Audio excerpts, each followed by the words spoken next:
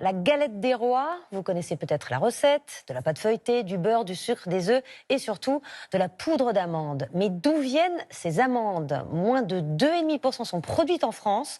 Le reste vient essentiellement de Californie. Mais la filière française tente de se relancer. Reportage de Cyril Adrien-Salmon et Soigny Thiebaud. Dorée, croustillante, appréciée pour sa frangipane généreuse et savoureuse, la saison de la galette des rois est lancée. Il s'en vend 30 millions chaque année en France. Mais savez-vous d'où provient l'ingrédient au centre de la recette, l'amande, à l'origine de son goût si singulier? Pas du tout, aucune idée. Du sud de la France sans doute, mais je ne sais pas. Je ne sais pas si elles viennent de France ou d'ailleurs, mais en tout cas avec les amandes c'est délicieux. Oui. Pour le savoir, regardons l'emballage de nos galettes. L'information n'est presque jamais renseignée, mais en cherchant bien, voici la réponse. 9 amandes sur 10 consommées en France viennent de Californie. Nous nous sommes rendus au nord de Los Angeles, dans ce verger XXL. Ici, les étés sont chauds et secs, et les hivers doux et humides. Bienvenue à la croisée de nos parcelles. Les conditions météo sont idéales pour la culture de l'amande. Ce microclimat que l'on appelle méditerranéen, seuls quelques endroits au monde en bénéficient. C'est une chance à condition d'avoir une bonne terre et cette ressource précieuse, l'eau.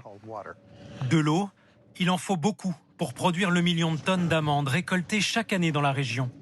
Face aux sécheresses, certains agriculteurs n'hésitent plus à forer le sol de plus en plus profondément. Cet agriculteur nous dit faire le maximum pour réduire sa consommation. Nous sommes obligés d'irriguer une large surface, car les racines sont partout sous la terre. Grâce à ce tuyau, nous arrivons à limiter le débit à 8 litres d'eau par heure. Les rendements sont importants. La Californie produit 80% de la demande mondiale. Face à elle, la France fait figure de petit poussé. Ici, dans le département du Vaucluse, des agriculteurs relancent la production en plantant des amandiers. C'était il y a 3 ans. Et cette année, enfin, ces arbres donneront leurs premiers fruits à l'été. Avant, il y avait des melons et des céréales. Et avant? Avant, de la vigne. Donc, on s'est remis à produire de l'amande pour justement apporter des amandes françaises sur le marché.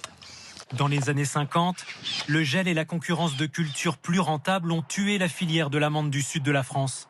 Aujourd'hui, elle parie sur la qualité et le local pour toucher des clients haut de gamme, prêts à payer l'amande 3 fois plus cher que sa cousine californienne. On va avoir des utilisateurs nougatiers, des chocolatiers, des fabricants de calissons. Les amandes brisées vont pouvoir aller sur de la cosmétique en transformation, sur les produits à base de lait d'amande. Aujourd'hui, donc le marché est vraiment très très large. À condition toutefois que tous les maillons de la chaîne soient au rendez-vous. Indispensable pour extraire de sa coque l'amandon que l'on mange, ce cassoir a coûté 500 000 €, un investissement lourd mais rentable. Cette année où il n'y a pas eu de gel, on va, je pense, atteindre les 400 tonnes de cassé. C'est beaucoup? Oui. Ah ben là, je pense qu'on est au maximum de notre capacité. Conditionnées par sac de 25 kilos, ces amandes bleu, blanc, rouge sont expédiées aux 4 coins de la France. Comme ici, dans l'atelier de cette chef pâtissière, où 100% des amandes sont françaises. Elle est charnue, elle est dodue, elle n'est pas plate, donc ça veut dire qu'elle va avoir du goût. 10 ans que pour ces galettes des rois, Claire Damon travaille exclusivement avec des fournisseurs français. Cette galette avec cette amande de Provence, elle a un goût incomparable parce que beaucoup plus parfumée, plus riche en huile d'amande, donc beaucoup plus onctueuse, beaucoup plus savoureuse. Une qualité qui a un coût. Comptez 31 € pour une galette 4 parts, 42 € pour une 6 parts. Et pour respecter la tradition, la fève, elle, est une amande entière, française, bien entendu.